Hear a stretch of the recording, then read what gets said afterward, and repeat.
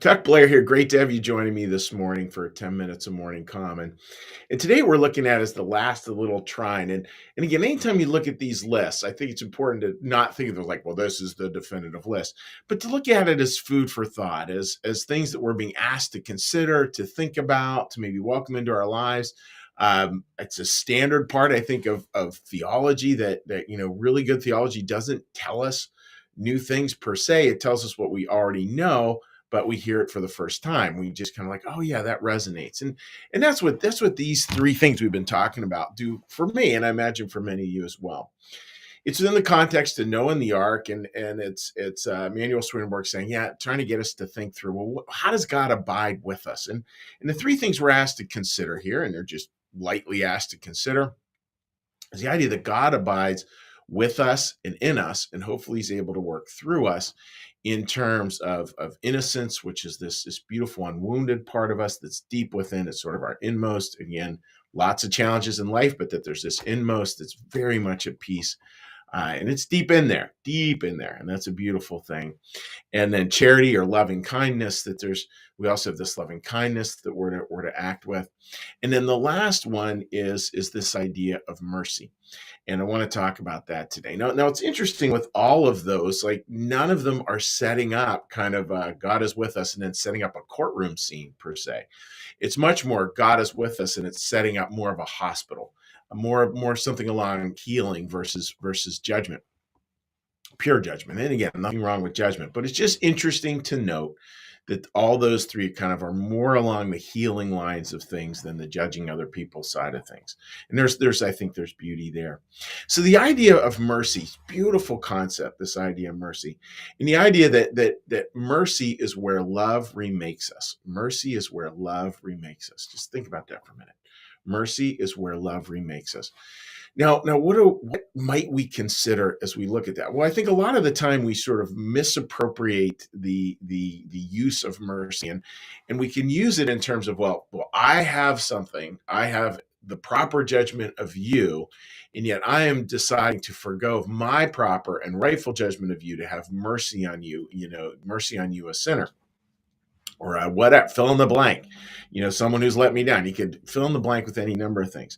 I think the mercy God is asking us to consider is a mercy that is without hierarchy. And just think for yourself how subtly, when we use the term mercy, we oftentimes interject the idea of hierarchy into it. There are higher, lower, and what we're doing is mercy is from those on high, having to mercy to those on low. That's not it at all. Mercy is much more, just like gratitude. Mercy is much more about a way of being than anything else.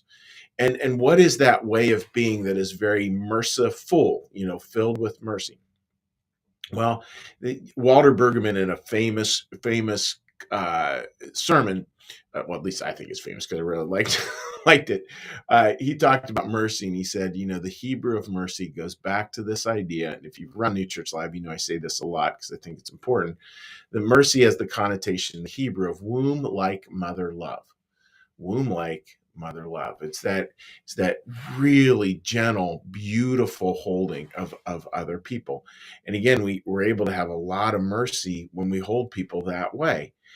And it's a very powerful concept, right? Because it's sans hierarchy. There's no hierarchy to that.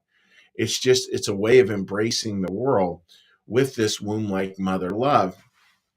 And it's a reflection of how God embraces all of us, thankfully.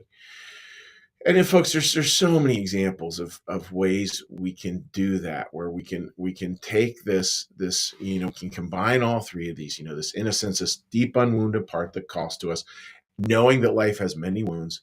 How does loving kindness show up, and how does this womb like mother love show up? Not in ways that detach us, but ways that engage us. Like notice how all three of those, right? All three of those parked over here, they all move us into humanity. They all move us into relationship. And they all really move us out of our head and judging from a distance into our heart and connecting up close. That's so much the core of the Christian message.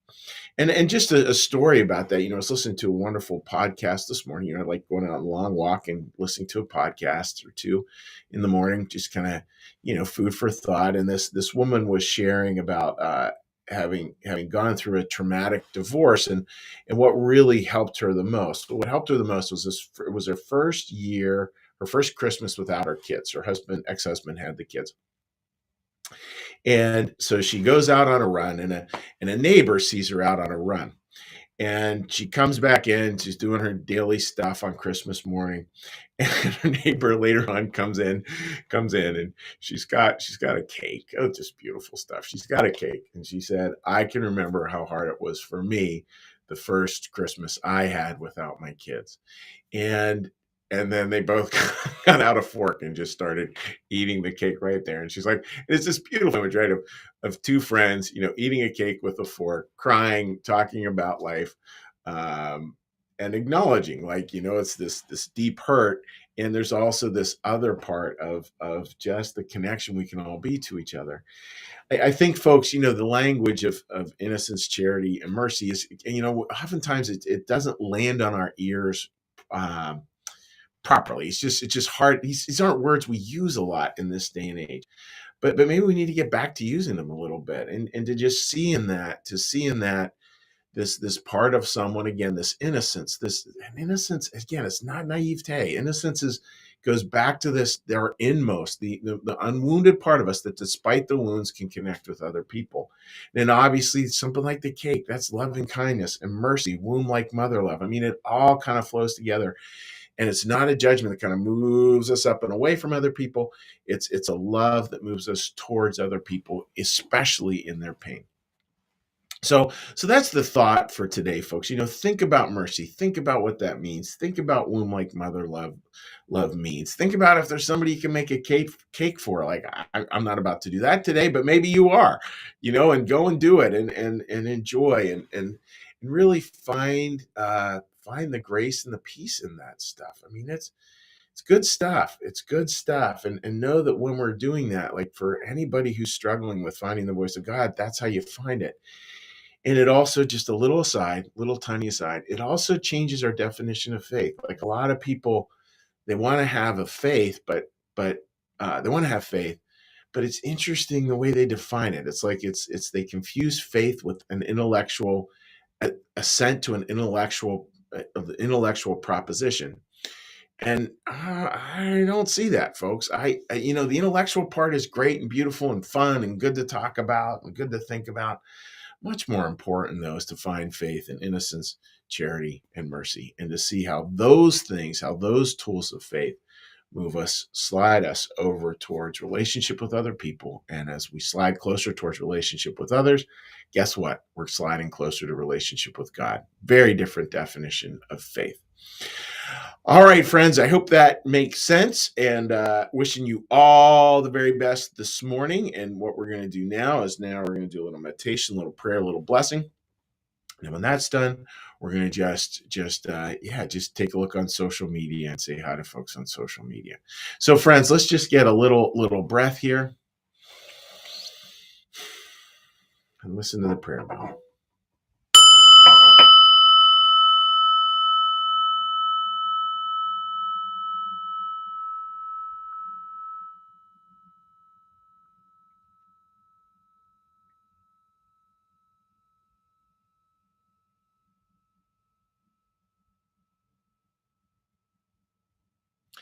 Be still and know that I am God.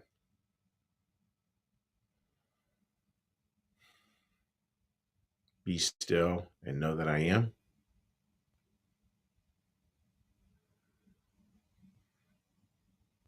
Be still and know that I.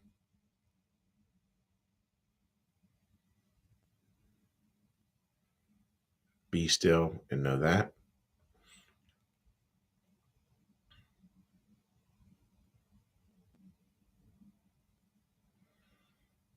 Be still and know. Be still and.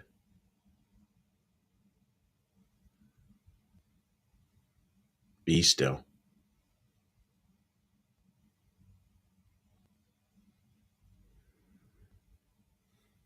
Be.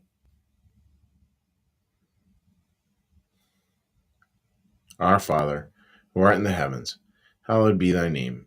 Thy kingdom come, thy will be done, as in heaven, so upon the earth. Give us this day our daily bread, and forgive us our debts, as we also forgive our debtors. And lead us not into temptation, but deliver us from evil. For thine is the kingdom, and the power, and the glory forever. Amen. May the Lord bless you and keep you. May the Lord make his face to shine upon you and be gracious unto you. May the Lord lift up his countenance upon you, bring you peace, and bring you home. Amen. All right, dear friends, let's give a little cheery hello to folks. Let me flip onto this. Sorry about that, folks. Got a little discombobulated there. All righty, let's take a look at any comments we might have. There. Oh, sorry about that. All righty, let's take a look at any comments. Okay, let's take a look. Brandon, good morning to you, buddy. Hope you're doing well. Marjorie, I'm still like celebrating that job. That's great stuff, Marjorie. Great to have you joining us this morning. Bonnie, good morning to you, my friends. Sherry says the quality of mercy is twice blessed on him who gives and him who receives. And I love the quote as well, the Shakespearean quote, Sherry, let mercy temper justice. It's beautifully said. Linda writes, good morning, and good morning to you, Linda. Bonnie writes, I agree, faith doesn't need to be dissected, only experienced and shared as content. Yeah, so funny. It's oh, Bonnie, you probably know the quote because you're almost quoting it there. Murdered by dissection, I think is there's a famous line from a Christian author that we murder by dissecting, and I thought pretty interesting. Like nobody actually survives a dissection. Bliss, good morning, mercy within us, and it is something to think about, right? Like it's God's gift that God gives us that, and He gives it to us so that we can use it. You know, it's a present that when, like with any present God gives, the whole point of it is to use it out there. And joining Bonnie with the last good. God bless your day, and God bless you, everyone. Hope you have a great day for everyone out there. And now let's flip on to take a look over here. Okay. All right. Kim writes, good morning, Calmers, and totally agree with that. Martha, great to see you joining us, and good morning to you too, my friend. Jean, good morning. We need to have mercy for ourselves as well. It is really remarkable, right? Yeah, I was thinking a little bit about that, Gene, just how so many of these things, it's like from a Christian New Church perspective, there's always these cycles of us, other people, God, us, other people, God. And that when we have mercy or love, that it's about sewing all those things together.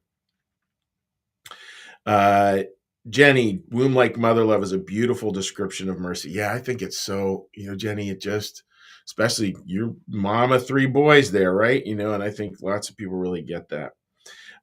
Betty writes, learning to show mercy where there has been hurt, the way God has shown mercy to me, something that I didn't see for a long time until some self-reflecting. Have a great day. Right. And that's beautifully said. And that's the idea again of passing on this gift. He's right. Good morning and thank you. I needed to hear your message. You are very welcome, my friend. So, folks, just God bless. Have a great day. Again, I know a lot of folks watch this archived. You can always leave comments. We get them weeks later, sometimes even months later, and it doesn't matter. It's just great to have a chance to just make a little connection with you folks over what really matters. So, God bless. Take care. Have a great day. Bye-bye.